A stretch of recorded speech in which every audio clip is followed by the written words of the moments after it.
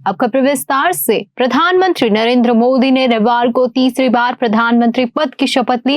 राष्ट्रपति द्रौपदी मुर्मू ने पीएम मोदी को पद और गोपनीयता की शपथ दिलाई।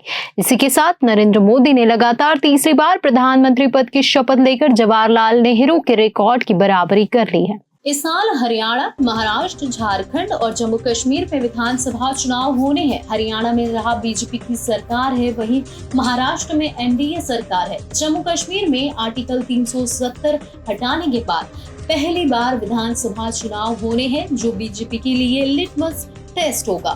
फिर अगले साल की शुरुआत में दिल्ली में विधानसभा चुनाव होने हैं। बीजेपी ने अपने कोटे से हरियाणा में से 3, महाराष्ट्र से 4, झारखंड से 2, जम्मू कश्मीर से 1, दिल्ली से 1 मंत्री बनाए हैं।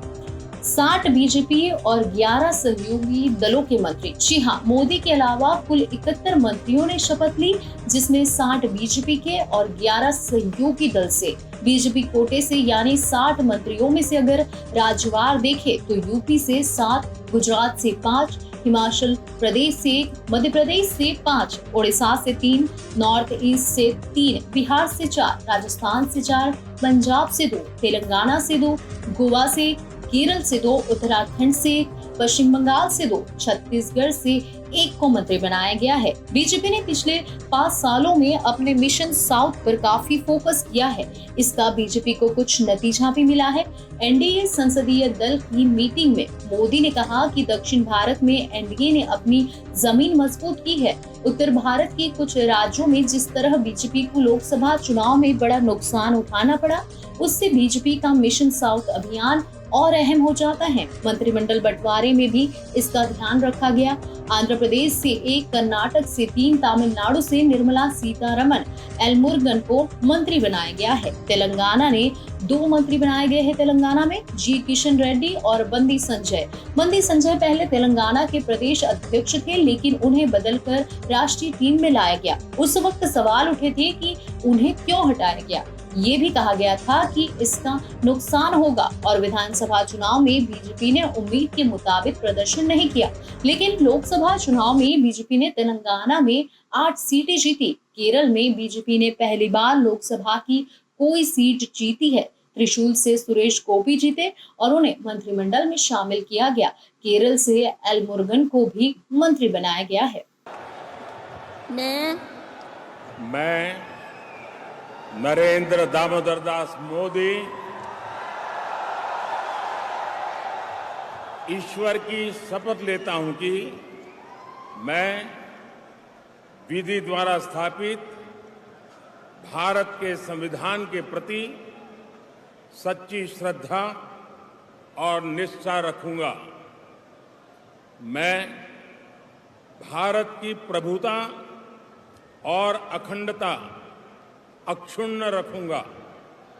मैं संघ के प्रधानमंत्री के रूप में अपने कर्तव्यों का श्रद्धापूर्वक और शुद्ध अंतःकरण से निर्वहन करूंगा तथा मैं भय या पक्षपात, अनुराग या द्वेष के बिना सभी प्रकार के लोगों के प्रति संविधान और विधि के अनुसार न्याय करूंगा।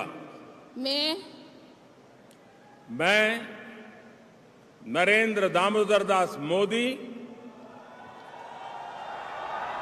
ईश्वर की शपथ लेता हूं कि जो विषय संघ के प्रधानमंत्री के रूप में मेरे विचार के लिए लाया जाएगा अथवा मुझे ज्ञात होगा, उसे किसी व्यक्ति या व्यक्तियों को तब के सिवाय जबकि प्रधानमंत्री के रूप में अपने कर्तव्यों के सम्यक निर्वहन के लिए ऐसा करना अपेक्षित हो, मैं प्रत्यक्ष अथवा अप्रत्यक्ष रूप से संसूचित या प्रकट नहीं करूंगा।